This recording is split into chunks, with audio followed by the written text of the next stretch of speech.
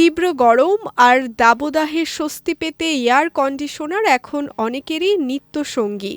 কিন্তু আরামদায়ক ঠান্ডা বাতাসের ভেতরেও ভুল তাপমাত্রা শরীরের জন্য ক্ষতির কারণ হতে পারে, তাই এসির সঠিক সেটিং জানা খুবই গুরুত্বপূর্ণ।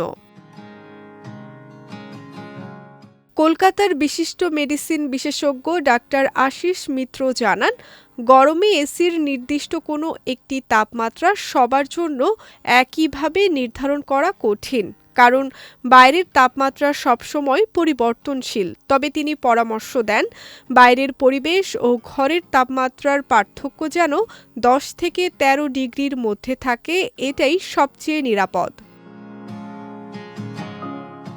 উদাহরণ দিয়ে তিনি বলেন, যদি বাইরে তাপমাত্রা 40 ডিগ্রি সেলসিয়াস হয় তাহলে ঘরের এসি 27 বা 28 ডিগ্রিতে রাখা উচিত। এতে শরীর হঠাৎ ঠান্ডা পরিবেশে ধাক্কা খাবে না এবং সর্দি কাশি বা অন্যান্য শারীরিক জটিলতার ঝুঁকি কমবে।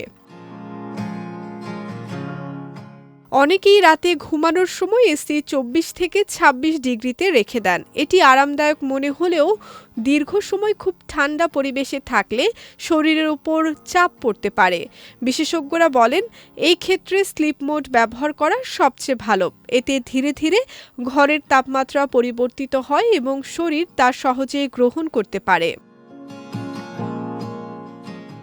যেসব এসিতে স্লিপ মোড নেই সেক্ষেত্রে নির্দিষ্ট সময় পর এসি বন্ধ করে ফ্যান বা পাখা চালানোর পরামর্শ দেওয়া হয়। এতে শরীর অতিরিক্ত ঠান্ডায় অভ্যস্ত হয়ে পড়ে না। এছাড়া আরেকটি গুরুত্বপূর্ণ বিষয় হলো হঠাৎ তাপমাত্রার পরিবর্তন এড়িয়ে চলা। অনেক গরম থেকে সরাসরি এসি ঘরে ঢোকা বা এসি থেকে সরাসরি রোদে বের হওয়া শরীরের জন্য ঝুঁকিপূর্ণ হতে পারে।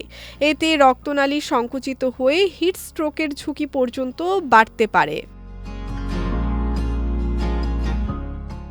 বিশেষজ্ঞদের মতে, গরমে সুস্থ থাকতে হলে এসির সঠিক ব্যবহার ও তাপমাত্রা নিয়ন্ত্রণ করা জরুরি। সঠিক অভ্যাসই পারে শরীরকে নিরাপদ ও আরামদায়ক রাখতে। বিজয় টিভি নিউজ ডেস্ক।